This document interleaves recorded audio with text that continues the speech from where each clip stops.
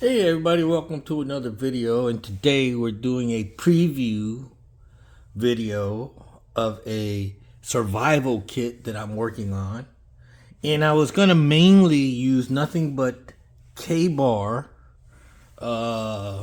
brand tools, such as the KaBar BK2, KaBar backpack caster, and KaBar Sling Shot.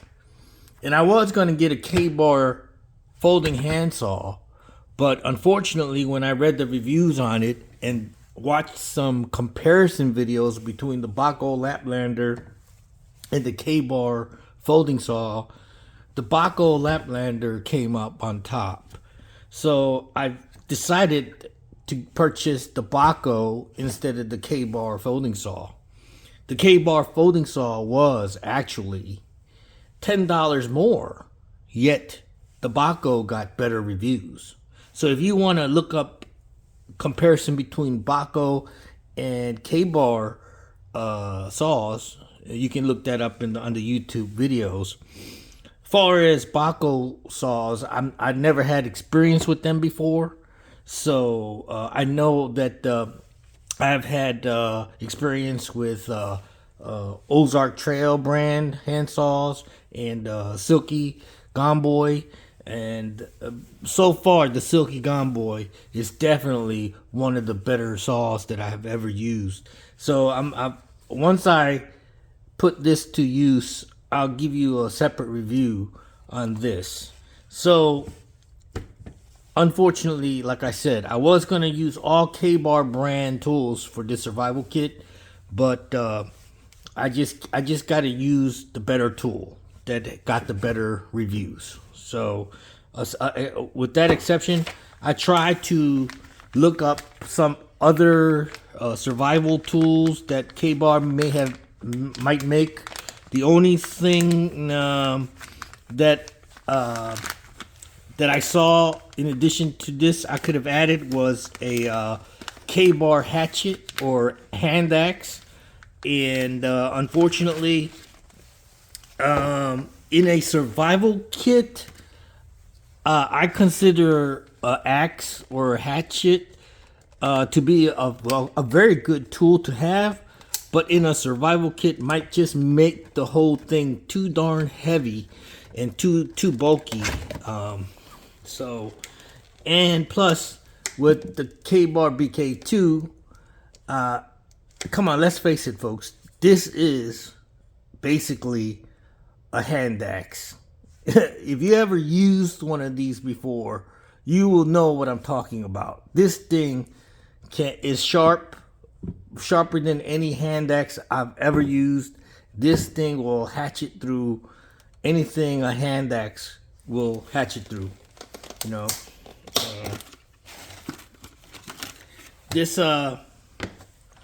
KaBar backpack caster is a hand wind fishing implement. You basically wind fishing line here, and you cast it into the water, and then when you catch something, you hand wind it in. And I know I could easily have probably made one of these out of a branch or something as part of a bushcraft video, but like I said, I was just going for that motif of using KaBar brand to put together a survival kit. So just to go over what this caster does, it does unscrew, so you could store your tackle, fishing tackle, hooks, sinkers, and jigs in here, and you just tighten that up like that, wind the fishing line, and you're good to go. This is for fishing. Okay, I've done videos on survival kits, and to me a slingshot is essential in my opinion. if you're going to survive in the wilderness for any length of time, you're going to be looking to hunt down small game for food. I mean, you can go a whole week, you can go 2 weeks, and there's people who have gone a whole month without eating or just sustaining on the bare minimum. And you can do that, but it doesn't leave you much strength to do anything else but to just lay there and wait to be rescued. Having a way to hunt for small game is a good way to keep yourself nourished so you can survive. It comes with a manual,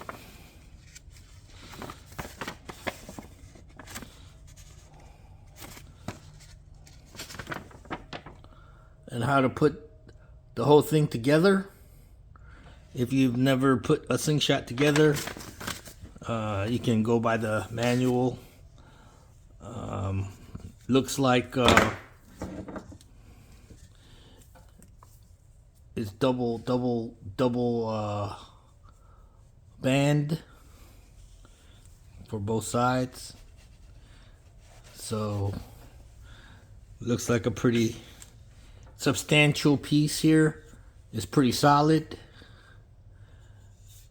weighing at, I venture to say, a couple of ounces here, maybe 2 or 3 ounces. It's a pretty solid piece of plastic.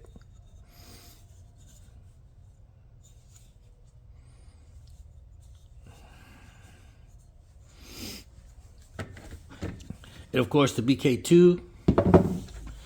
So stay tuned for future videos where I'll be putting together a ultimate serious survival kit.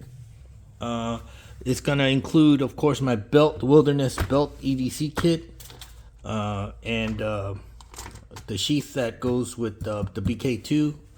So join me next time or in the future videos for the completed kit. Please, if you like this type of video, please like and subscribe. Thank you for watching, and catch you in the future videos. Bye.